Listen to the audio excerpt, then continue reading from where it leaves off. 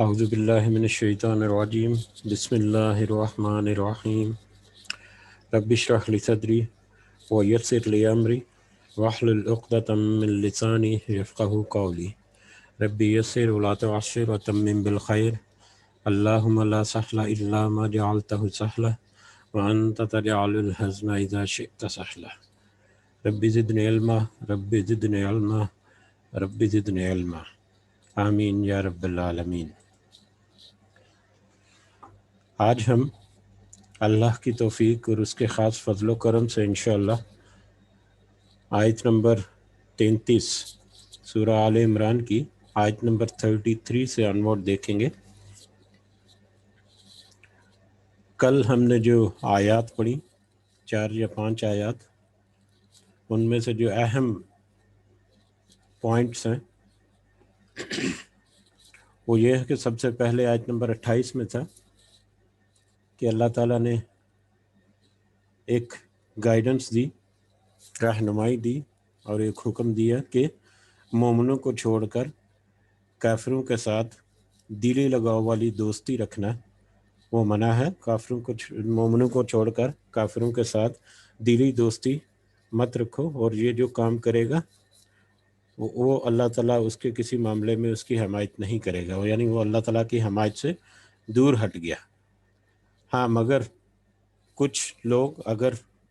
محاصرے میں آ جائیں، کافروں کے جھنجٹ میں پھنس جائیں یا کسی معاملے میں پھنس جائیں، تو اس معاملے سے نکل کے لیے حکمت کے تحت کچھ ایسے معاملات جو ہیں وہ کیے جا سکتے ہیں صرف اس سچویشن سے نکلنے کے لیے۔ اور پھر اس میں اللہ تعالیٰ جو ہے وہ اپنے آپ سے ڈرانے کے لیے ایک وارننگ دے رہا ہے کہ بے شک اللہ تعالیٰ سے ہی ڈرو، کیونکہ سب کو اسی کی طرف ہی لوٹ کر جانا ہے۔ اور پھر آپ صلی اللہ علیہ وسلم سے کہا کہ اب یہ بھی کہہ دیجئے لوگوں کو، سب کو، کہ تم جو کچھ اپنے سینوں میں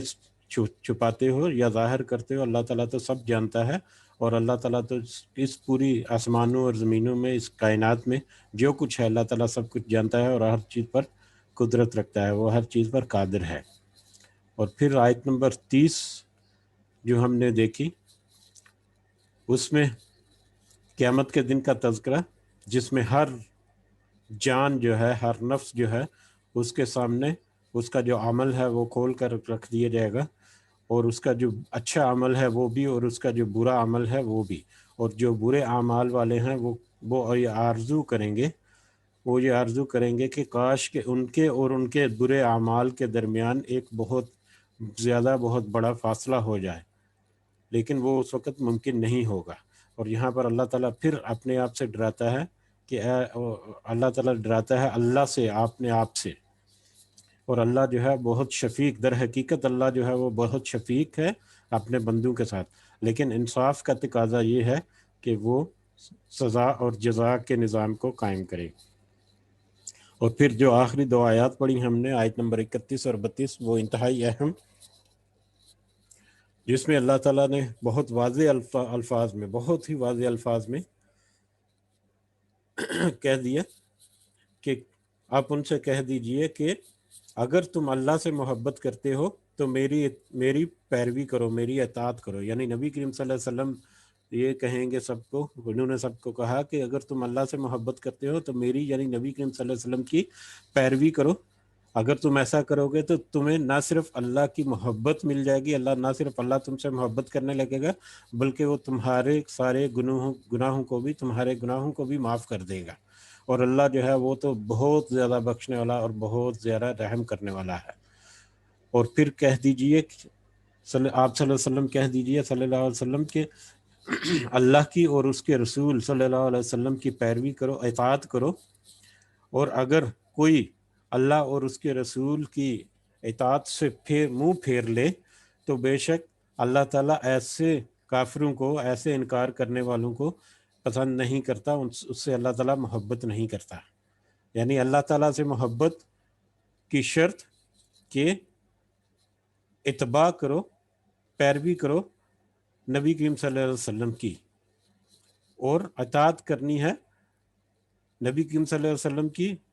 نبی صلی اللہ علیہ وسلم کے احکامات کی اور اللہ کے احکامات کی۔ اگر ہم یہ کرتے ہیں تو صرف اسی صورت میں ممکن ہے کہ ہم اپنی اللہ سے اور نبی کریم صلی اللہ علیہ وسلم سے محبت جو ہے اس کا حق ادا کریں، اور پھر خاص کر اللہ تعالیٰ جو ہے وہ بھی اپنے محبوب بندوں میں ہمارا شمار کرے۔ تو اللہ تعالیٰ سے دعا ہے کہ اللہ تعالیٰ ہم اپنے آپ کو اللہ تعالیٰ کے محبوب بندوں میں شامل کرنے کے قابل ہو سکیں، اور اللہ تعالیٰ ہمیں اپنی خاص رحمت سے اور خاص فضل و کرم سے ایسے بندوں میں شامل فرمائے جو اس دنیا میں بھی کامیاب ہیں اور آخرت میں بھی سرخرو ہونے والے ہیں۔ اب چلتے ہیں اگلی آیت کی طرف۔ آج کا جو نیا ٹاپک ہے، آیت نمبر 33 سے آنورڈ کچھ مسلسل 30 یا 32 آیات جو ہیں وہ ایک ہی ٹاپک یا ایک ہی موضوع کو کور کرنے جا رہی ہیں، اور وہ موضوع ہے حضرت عیسیٰ علیہ السلام۔ حضرت عیسیٰ علیہ السلام کی پیدائش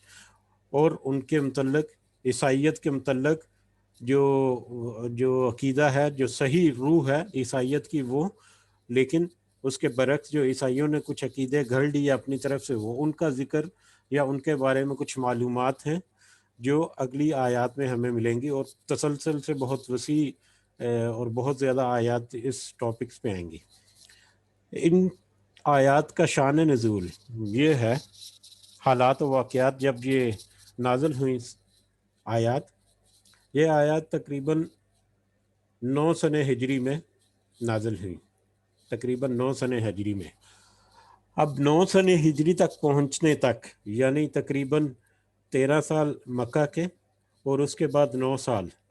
تقریباً 20-21 سال کا پیریڈ جو ہے، جو اسلام بتدریج پھیل رہا ہے، اس کی نہ صرف افرادی قوت جو ہے اس میں اضافہ ہوتا جا رہا ہے، بلکہ اس کی مقبولیت جو ہے وہ بھی آہستہ آہستہ آہستہ آہستہ بڑھتی گئی۔ چاہے جتنے بھی برے حالات ہوئے، چاہے جتنے بھی برے معاملات کیے گئے مسلمانوں کے ساتھ، جیسی بھی ظلم اور زیادتیاں کی گئیں، لیکن نبی کریم صلی اللہ علیہ وسلم جو ہے وہ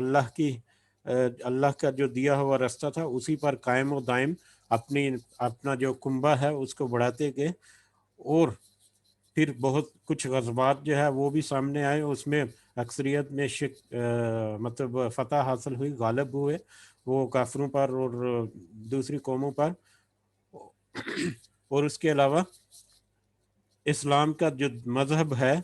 وہ دوسرے لوگوں تک، دوسرے علاقوں تک اور دوسری قوموں یا دوسرے ملکوں تک پھیلنا بھی شروع ہو گیا۔ اب یہ سچویشن اسپیشلی ہجرت کے بعد جب ایک نیا نظام شروع ہوا مدینہ کا، اور اس کے بعد اسلام جب پھیلنا شروع ہوا اور تحویل قبلہ کا معاملہ آیا، اور اس کے بعد غزوہ بدر، غزوہ احد، اور اس کے بعد کچھ ایسے معاملات جس میں پھر مسلمانوں کی طاقت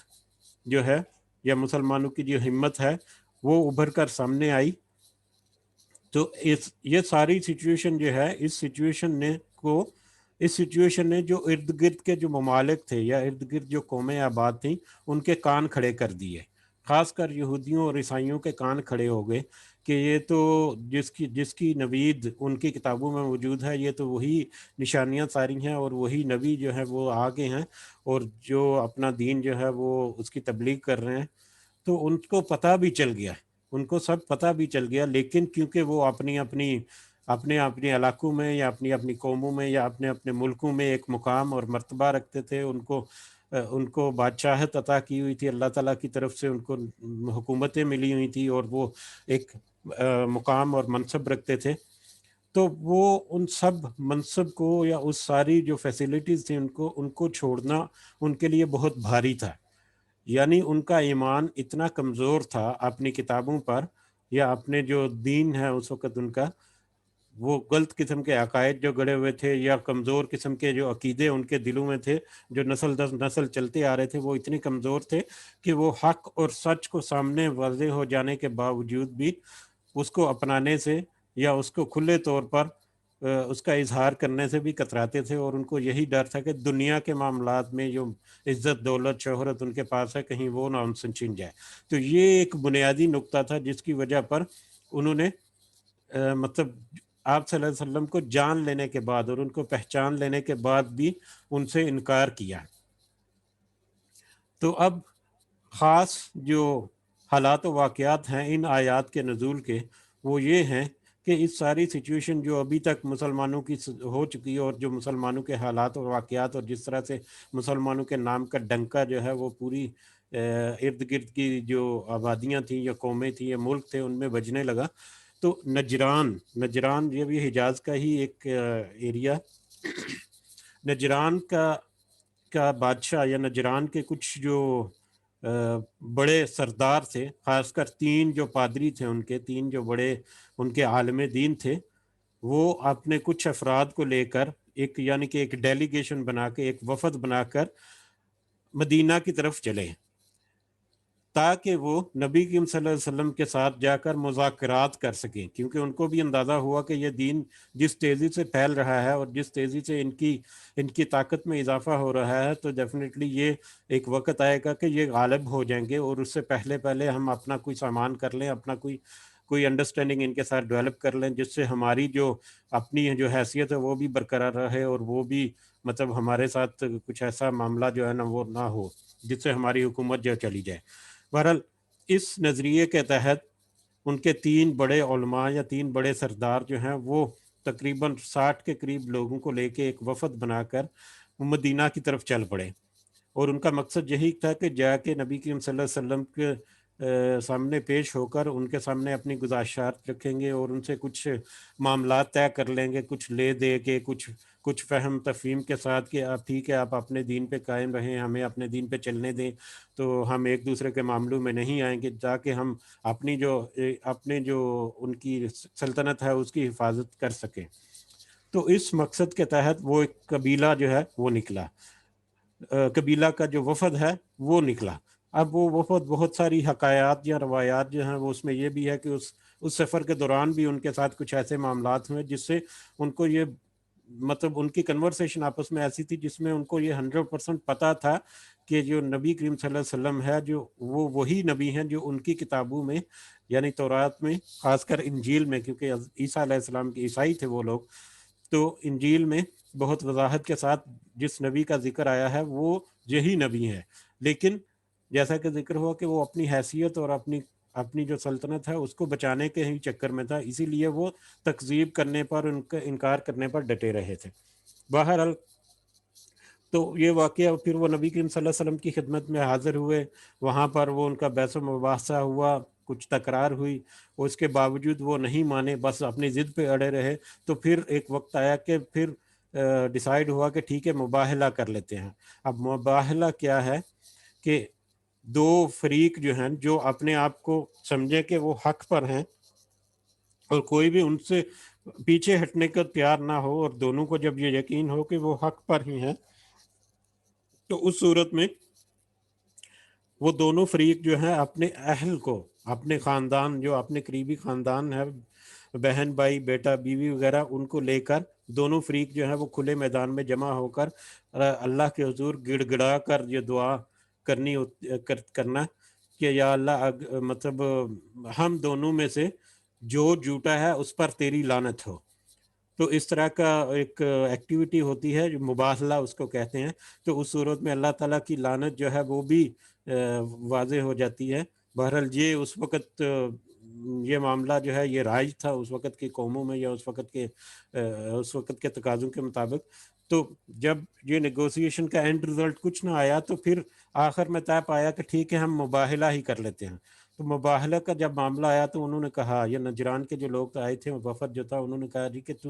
آپ ایسا کریں، ایک رات دیں ہمیں، ایک دن کا مہلت دیں، کل صبح ہم آئیں گے اور مباہلہ کریں گے۔ اور رات کے رات ہی وہ پھر مباہلے کے لیے نہیں آئے، البتہ واپسی کا سفر کر کے وہاں سے واپس چلے گئے، اور یہ بھی ایک پروف دے گئے وہ کہ جو کچھ انہوں نے کیا، جو کچھ انہوں نے کہا وہ سب کچھ جھوٹ تھا، اور حقیقت میں وہ سب کچھ جانتے ہیں، لیکن مباہلہ جو ہے وہ اسی لیے اس سے بھاگ گئے تھے۔ ان کو پتا تھا کہ یہ مباہلہ اگر ہو گیا تو ان کے اپنے ہی اوپر لعنت آنے والی ہے۔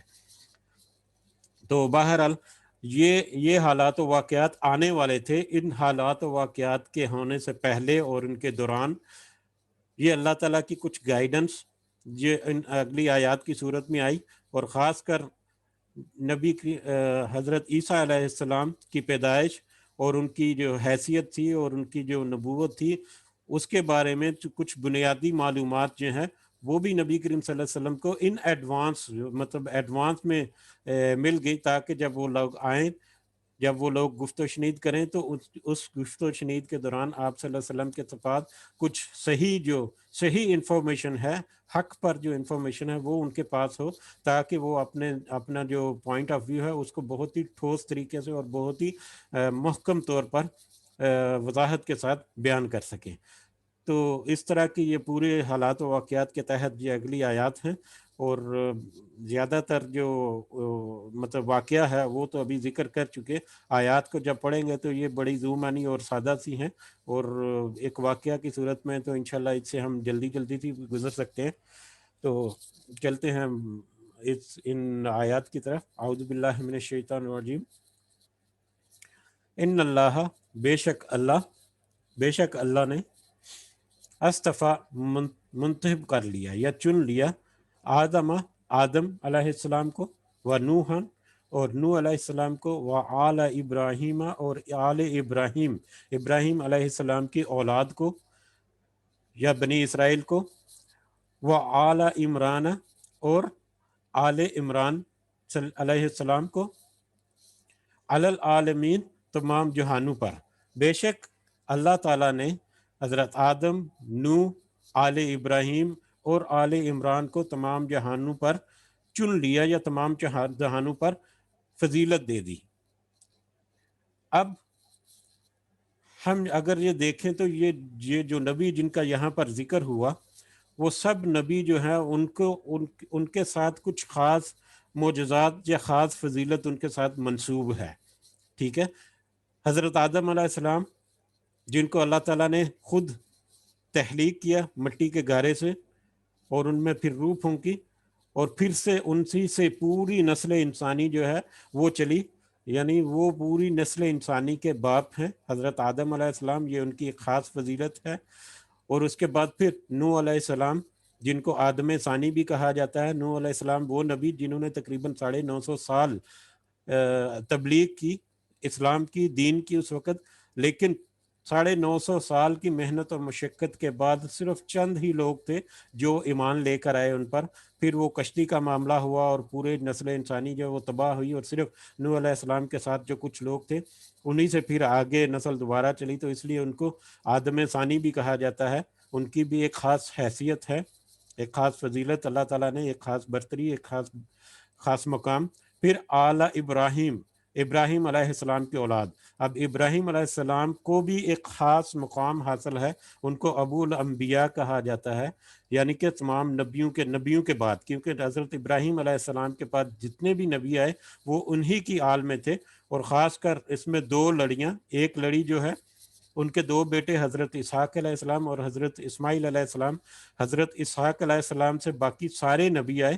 حضرت اسماعیل علیہ السلام سے پھر نبی کریم صلی اللہ علیہ وسلم جو ہے وہ مبعوث ہوئے، وہ آئے حضرت اسماعیل علیہ السلام کی نسل سے۔ لیکن اس کے علاوہ باقی جتنے انبیاء آئے حضرت ابراہیم کے بعد سے لے کر نبی کریم صلی اللہ علیہ وسلم تک، وہ سب حضرت اسحاق علیہ السلام کی اولاد میں سے آئے۔ تو حضرت ابراہیم ابراہیم علیہ السلام کی اولاد میں سے ہی سارے نبی آئے، اور حضرت اسحاق کی اولاد سے پھر حضرت یعقوب اور پھر حضرت یوسف اور پھر عیسیٰ اور موسیٰ، اور یہ سارے نبی جو ہیں یہ حضرت ابراہیم پھر حضرت اسحاق اور پھر اسی نسل سے یا اسی لڑی سے چلتے آئے۔ اسی میں انہیں میں پھر آل عمران تھے۔ آل عمران کون ہے؟ عمران علیہ السلام کون ہے؟ عمران علیہ السلام ایکچولی حضرت مریم علیہ السلام جو ہے ان کے والد ہیں، یعنی حضرت عیسیٰ علیہ السلام کے نانا ہیں، ٹھیک ہے۔ یہ بھی نبی تھے، ان کو بھی نبوت ملی، اور ان کی بھی خاص فضیلت کہ ان کے نسل سے پھر حضرت عیسیٰ علیہ السلام آئے۔ حضرت عیسیٰ علیہ السلام کو تو اتنا بہت ہی اہم مقام حاصل، وہ واحد انسان ہے یا واحد نبی یا واحد انسان، وہ ایسے نبی تھے جن کو ایسے معجزے عطا کیے گئے جو ان سے پہلے کسی نبی کو نہیں دیے، ٹھیک ہے۔ مطلب مردوں کو زندہ کر دینا اور پرندوں میں پھونک مار کر ان کو ان میں جان ڈال دینا، یا اس طرح کے معجزات جو ہیں، یہ ایک لمبی تفصیل ہے۔ اس کے علاوہ وہ آج بھی زندہ ہیں، ان کو زندہ اٹھا لیا گیا اور وہ آج بھی زندہ ہیں، ٹھیک ہے۔ کس حالت میں ہے واللہ عالم، لیکن یہ ہمارے ایمان کا اعتقاد کا حصہ ہے کہ وہ آج بھی زندہ ہیں۔ اور ان کے پیروکاروں میں ان کے ماننے والوں کی تعداد اگر دیکھی جائے تو وہ بھی سب سے زیادہ ہے۔ آج کے دور میں بھی اگر ہم دیکھیں تو حضرت عیسیٰ علیہ السلام کو ماننے والے جو ہیں ان کی تعداد جو ہے بہت زیادہ ہے۔ اس کی مثال سمپلی یہ کہہ لیں کہ عیسائی جو ہیں وہ تو جیسے بھی بے شک وہ مطلب ٹوٹے پھوٹے انداز میں یا کچھ مطلب غلط طریقے سے یا جس طرح سے بھی حضرت عیسیٰ علیہ السلام کو مانتے ہیں، اس کے علاوہ مسلمان جو ہیں وہ بھی حضرت عیسیٰ علیہ السلام کو مانتے ہیں، نبی مانتے ہیں، یعنی کہ ان کے نبی کا اقرار کرنے والے جو افراد ہیں یا قوم ہے یا تعداد ہے وہ تو سب سے زیادہ ہے، ٹھیک ہے۔ تو حضرت عمران جو ہے ان کی بھی ایک خاص حیثیت کہ ان کی اولاد میں سے حضرت عیسیٰ علیہ السلام آئے جن کو ایک خاص مقام اور مرتبہ ملا نبیوں میں۔ تو یہ سارے نبی جو ہیں ان کو ایک خاص مقام جو ہے ملا تمام جہان والوں پر۔ ذریتن اولاد تھے، بعضها من بعض میں سے بعض کی، یعنی وہ ایک دوسرے کی اولاد تھے، یعنی لڑی چل رہی ہے، جیسے چلا کہ حضرت آدم علیہ السلام کی اولاد سے حضرت نوح ان کی اولاد سے، پھر حضرت ابراہیم ان کی اولاد سے آل عمران جو ہیں، پھر نبی کریم صلی اللہ علیہ وسلم جو ہے وہ مطلب ایک لڑی چل رہی ہے نبیوں کے بھی، تو وہ ایک دوسرے کی اولاد در اولاد، نسل در نسل جو ہے وہ بڑھتے گئے۔ واللہ سمیع علیم، اور اللہ تعالیٰ جو ہے سب کچھ سننے والا اور خوب جاننے والا ہے۔ اللہ تعالیٰ سب کچھ سننے والا اور خوب جاننے والا ہے۔ اس قالت، اور جب کہا، امراۃ عمران کی بیوی نے، عمران علیہ السلام کی بیوی نے، عمران علیہ السلام کی بیوی یا حضرت مریم علیہ السلام کی ماں جو ہیں، جب اس نے کہا ربی، اے میرے رب، انی نظرت، بے شک میں نے نظر مانی ہے، بے شک میں نے منت مانی ہے یا نظر مانی ہے، لکا تیرے لیے، ماں جو وہ اس وقت حاملہ تھی جب وہ یہ نظر مان رہی ہیں اپنے اللہ سے، اپنے رب سے، کہ میرے کہ جو بچہ ہے فی بطنی، میرے پیٹ میں، یعنی کہ میں نظر مانتی ہوں کہ میرے پیٹ میں جو بچہ ہے، فی بطنی، میرے پیٹ میں جو بچہ ہے، محررن، وہ میں آزاد کر دوں گی، آزاد ہوگا، وقف ہوگا، اس کو وقف کر دوں گی، فتقبل منی، تو تو قبول فرما مجھ سے۔ اب یہ وقف کر دوں گی کا کیا مطلب، کہ اس وقت جو بیت المقدس میں جو ٹیمپل تھا یہودیوں کا، اور یہودی تھے اس وقت، عیسائی تو ظاہر ہے حضرت عیسیٰ کے پیروکار ہیں، یہودی تھے، تو یہودیوں میں تھے یہ مطلب یہودیوں کی قوم میں تھے یہ عمران علیہ السلام بھی۔ تو جو ان کا بیت المقدس میں جو انہوں نے ٹیمپل بنایا ہوا تھا یا معبود جس میں وہ عبادت کرتے تھے، وہ اس عبادت گاہ کے معاملات کو مطلب چلانے کے لیے لوگ جو ہیں وہ اپنی بیٹوں کو وقف کر دیتے تھے، کہ وہ ساری زندگی جو ہے نا وہ بیٹے نہ وہ شادی کریں گے، نہ کچھ دوسرے دنیا کے جھنجھٹوں میں پڑیں گے، وہ صرف اس خاص جو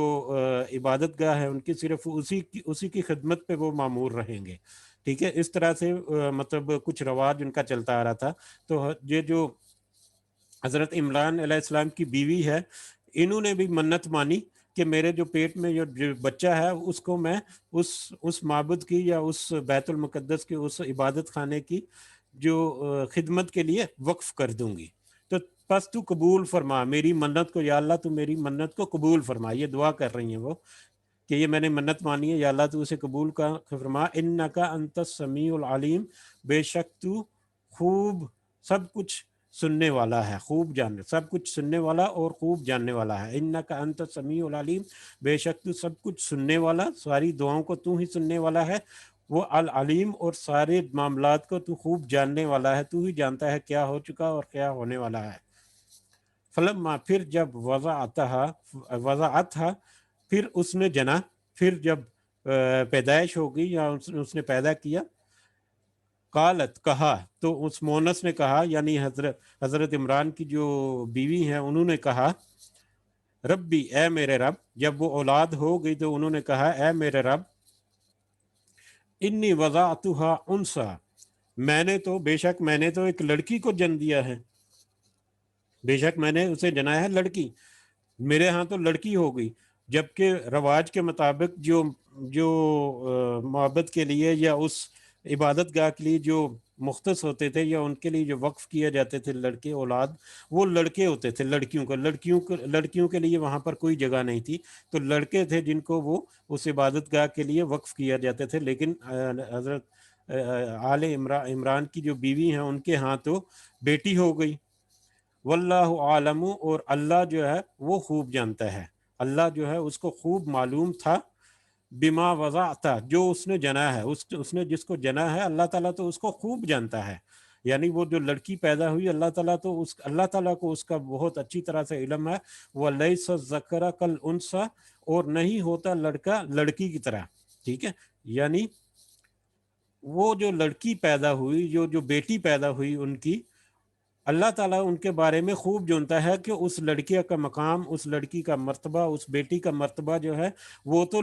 لڑکوں سے بھی زیادہ ہے، ان کو تو ایک ایسی خاص اہمیت اور ایسی خاص فضیلت مل گئی جو کسی لڑکے کو یا کسی صاحب حیثیت کو نہیں ملی آج تک، تو یہ تو اللہ تعالیٰ ہی خوب جانتا تھا۔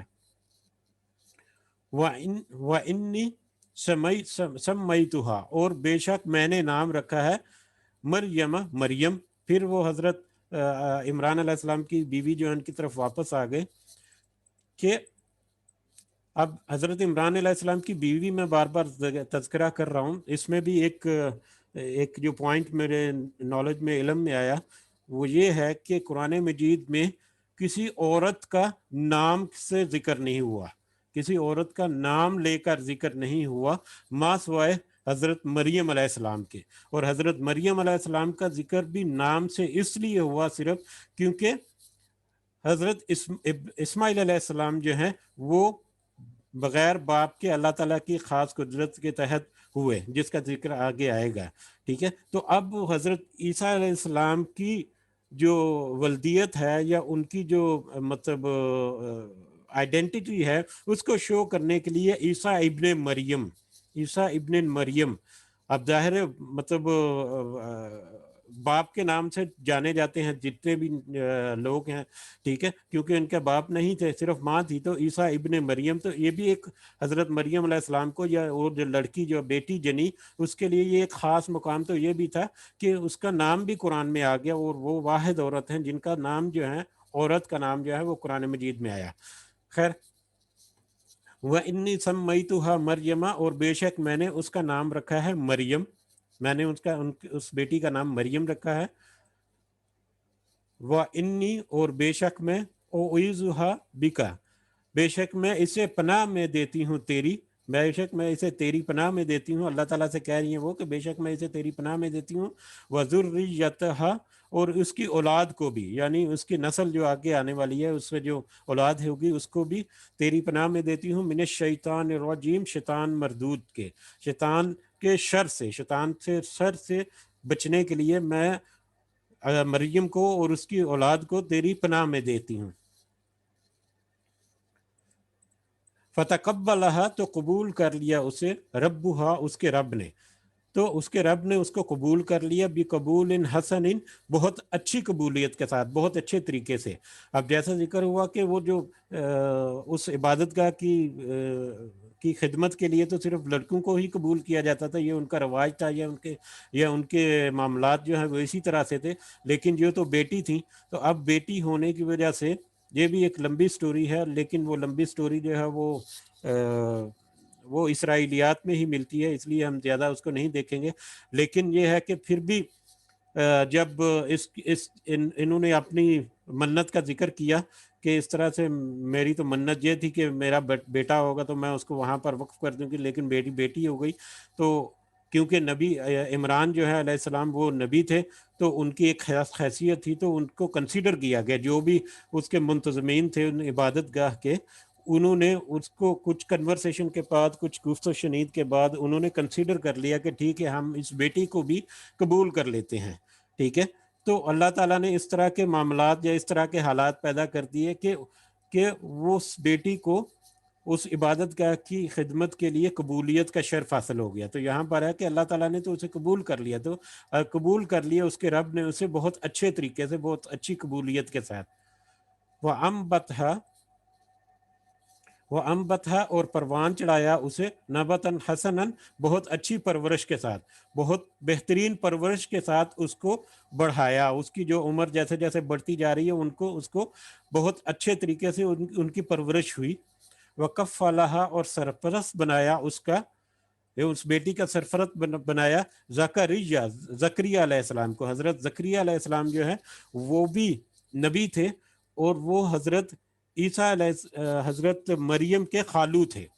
حضرت مریم کے خالو تھے، یعنی حضرت مریم کی جو ماں ہیں ان کی بہن کے خاوند تھے، ٹھیک ہے۔ تو یہ مطلب رشتہ داری میں بھی قریبی تھے، اور ان کو بھی نبی کا درجہ تھا، نبی تھے وہ بھی، اللہ تعالیٰ کی طرف سے نبی مبعوث ہوئے تھے حضرت زکریا علیہ السلام۔ تو حضرت مریم کو پھر حضرت زکریا کی کفالت میں دے دیا، ٹھیک ہے۔ یہ بھی اللہ تعالیٰ نے انتظام کیا کہ وہ اپنے ہی خالو کی زیر سرپرستی وہاں پر رہیں اور وہاں پر پروان چڑھیں، اور وہ جو بھی خدمت کا معاملہ ہے، اس عبادت کا اس میں پھر اپنے خالو زکریا علیہ السلام جو ہے ان کی ہی پرورش میں یا ان کی زیر سرپرستی جو ہے نا، ان کی کفالت بھی ہو، ان کی بڑھوتری بھی ہو، ان کی نشو و نما بھی، اور ان کی جتنے بھی معاملے ہیں وہ انہی کے تحت یا انہی کے انڈر ہوں گے۔ تو حضرت زکریا کا بھی پھر ذکر آئے گا انشاءاللہ، وہ بھی تھوڑا سا دیکھیں گے، وہ اگلی آیت میں ہے، تو اس کا شاید پھر کل ذکر ہوگا۔ کلما جب کبھی داخل ہوتے اس پر حضرت زکریا علیہ السلام محراب میں، جب حضرت مریم جو ہیں ان کو جب عبادت گاہ میں قبول کر لیا گیا مجاور کے طور پر یا وہاں پر خدمتگار کے طور پر، تو ان کے لیے ایک سیپریٹ حجرہ جو ہے وہ وقف کر دیا کہ ٹھیک ہے، اس حجرے میں، کیونکہ لڑکی تھی وہ، تو اس حجرے میں وہ رہیں گی اور وہیں پہ ان کی پرورش وغیرہ ہوگی، اور جو بھی معاملات ہیں وہ وہیں سے چلائیں گی۔ تو حضرت زکریا علیہ السلام جب داخل ہوتے اس حجرے میں جس میں وہ حضرت مریم تھی، واجہ وہ موجود پاتے وہاں اندہا ان کے پاس، یعنی حضرت مریم کے پاس رزق وہ ان کے پاس رزق پاتے۔ اب رزق جو ہے، جیسے کل ڈیفینیشن ہوئی تھی کہ رزق کی دو طرح ہے عربک میں، ایک تو ظاہری جو مال و دولت اور جو پھل فروٹ اور جو کھانے پینے کی جو چیزیں ہیں، یہ بھی رزق ہے۔ اس کے علاوہ فہم، فراست، عقل، حکمت اور اس طرح کے جتنے معاملات ہیں، یہ بھی اللہ تعالیٰ کی طرف سے رزق کی طور پر ہی ہیں۔ تو اس میں دونوں طرح کی مطلب رائے جو ہیں وہ پائی جاتی ہیں۔ ہو سکتا ہے کہ دونوں طرح کا رزق ان کے پاس ہو، لیکن ہو سکتا ہے کہ ان دونوں میں سے کوئی ایک رزق ہو، لیکن دونوں رزق ہی ان کے پاس پائے جانا جو یہ بھی ممکن ہے، یعنی ان کے پاس کوئی بے موسمی پھل اور فروٹ اور اس طرح کی چیزیں جو ہیں کھانے پینے کی وہ ان کے پاس موجود ہوتی، یا ان سے جب بات چیت ہوتی تو ایسی حکمت کے ساتھ اور اتنی ذہانت کے ساتھ اور اتنی چستی کے ساتھ اس کا جواب دیتی کہ حضرت زکریا جو ہیں وہ حیران رہ جاتے کہ یہ چھوٹی سی بچی جو ہے اس کے پاس اتنی علم اور فصاحت اور اتنی حکمت کیسے آ گئی۔ تو یہ رزق جو ہے دونوں طرح کا ہو سکتا ہے۔ تو جب حضرت زکریا ان کے حجرے میں جاتے تو وہ دیکھتے کہ ان کے پاس تو ایسا رزق ہے، تو کہا، تو حضرت زکریا نے کہا یا مریم، اے مریم، حضرت مریم سے کہا علیہ السلام، انا کہاں سے آتا ہے، انا کہاں سے، لکا تیرے لیے، کہاں سے آتا ہے تیرے لیے، ہاذا یہ سب کچھ، یہ سب جو رزق ہے، یہ پھل فروٹ ہے، یہ جو بے موسمی جو نباتات پڑی ہوئی ہیں، یا جو حکمت تیرے پاس ہے، یہ کہاں سے آتی ہے؟ تو کہیں سے سیکھتے بھی نہیں، نہ ہی کوئی باہر سے آدمی آتا ہے، نہ ہی اس طرح کی کمیونیکیشن ہے، تو یہ سب کہاں سے آتا ہے؟ قالت، تو انہوں نے کہا، وہ بولی، ہوا وہ من عند اللہ، اللہ کی طرف سے، وہ اللہ کی طرف سے، خاص اللہ ہی کی طرف سے یہ رزق آتا ہے۔ ان اللہ، بے شک اللہ، یرزق، رزق دیتا ہے، من یشاء، جسے وہ چاہتا ہے، بغیر حساب کے۔ یہ بالکل وہی آیت ہے جو آیت کا ایک حصہ جو ہم نے پہلے بھی پڑھا تھا، واللہ یرزق من یشاء بغیر حساب، کہ اللہ تعالیٰ جو ہے جسے چاہتا ہے بے حساب رزق دیتا ہے۔ تو حضرت مریم علیہ السلام کے پاس جو رزق ہے، ان کی ظاہری فارم میں یا ان کی عقل اور فراست میں یا دونوں میں، تو یہ رزق جو ہے یہ اللہ تعالیٰ کی طرف سے ہی آتا ہے۔ تو آج کے دن کے لیے یہیں پہ بس کرتے ہیں، کل انشاءاللہ اگلی آیات سے چلیں گے۔ سبحان ربک رب العزت عما یصفون وسلام علی المرسلین والحمد للہ رب العالمین سبحانک اللہم و بحمدک اشہد ان لا الہ الا انت استغفرک و اتوب الیک۔ جی اگر کسی کو کچھ ایڈ کرنا ہے اس میں تو چلیں ٹھیک ہے، اجازت چاہتے ہیں، پھر انشاءاللہ کل حاضر ہوں گے۔ اللہ تعالیٰ سے دعاؤں میں یاد رکھیں، سب رمضان میں ہیں، دعاؤں کے قبولیت کے، بخشش کے، مغفرت کے دن ہیں، ضرور ہم سب کو دعاؤں میں یاد رکھیں۔ سب کو تقریباً کوئی نہ کوئی پریشانی ہے دنیا میں، تو اللہ تعالیٰ ہمیں دنیا کے معاملات کو بھی اچھے طریقے سے ٹیکل کرنے کی ہمت توفیق دے، اور ہمارے جو مسائل ہیں ان کو بھی حل کرے، اور جو آج کل کی جو وبا پھیلی ہوئی ہے اللہ تعالیٰ اس پر بھی ہمیں جان چھڑائے، اور اس کے بدلے میں ہمیں بہت ہی صحت بخش جو ہے ماحول جو ہے وہ عطا کرے، اور ہمیں دین اور دنیا دونوں کو ساتھ لے کر چلنے کی توفیق دے، اور ہمیں دنیا اور دین میں کامیابی اور آخرت میں خاص کر اللہ تعالیٰ کی خاص رضا کے ساتھ، رحمت کے ساتھ کامیابی عطا فرمائے۔ وما علینا الا البلاغ۔ السلام علیکم ورحمۃ اللہ وبرکاتہ۔